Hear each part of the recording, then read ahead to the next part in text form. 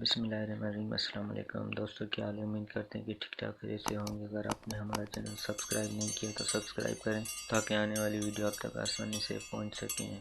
دوستو، مونگ پھلی ایک نہایت فائدہ مند ہے اور مناسب قیمتوں پر سردیوں میں بآسانی دستیاب ہوتی ہیں، جو جسم پر انتہائی مثبت اثرات مرتب کرتی ہیں، لیکن اس کے فائدے کے ساتھ نقصانات بھی ہیں۔ تفصیلات کے مطابق مونگ پھلی کا استعمال کرنے والے بیشتر افراد کو مونگ پھلی کے فائدے تو معلوم ہی ہوں گے، لیکن اس بات کا علم نہیں ہوگا کہ مونگ پھلی کس وقت جسم میں خارش ہونے کی صورت میں مونگ پھلی نہیں کھانا چاہیے۔ اسے خارش کے مرض میں مزید اضافہ ہو سکتا ہے۔ حاملہ خواتین کے لیے انتباہ ہے کہ وہ مونگ پھلی کا استعمال ترک کر دیں۔ اگر انہیں یہ خشک میوہ مرغوب ہے اور اسے کھانا چاہتی ہیں تو پہلے اپنی فیملی ڈاکٹر سے رائے لے لیں۔ اسی طرح کھانسی کی صورت میں مونگ پھلی کا استعمال بالکل نہ کریں، کیونکہ ایک تیلی سے بھرپور میوہ ہے جو کھانسی میں اضافے کا سبب بن سکتا ہے۔ معدے کے مریض، یرقان اور معدے کے مرض میں مبتلا افراد بھی مونگ پھلی کے زائد استعمال سے دور رہیں،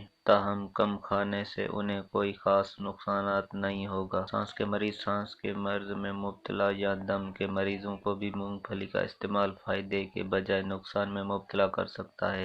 معدے میں تیزابیت، اس طرح جن افراد کے معدے میں تیزابیت ہو ان کو بھی مونگ پھلی سے دور رہنا چاہیے، کیونکہ خشک میوہ جات گرم تاثر رکھتا ہے، اس لیے مونگ پھلی بھی تیزابیت یا معدے میں گرمی کے مرض میں اضافہ کا سبب بنتی ہے، تاہم صحت مند معدے کے لیے نقصان دہ ہے۔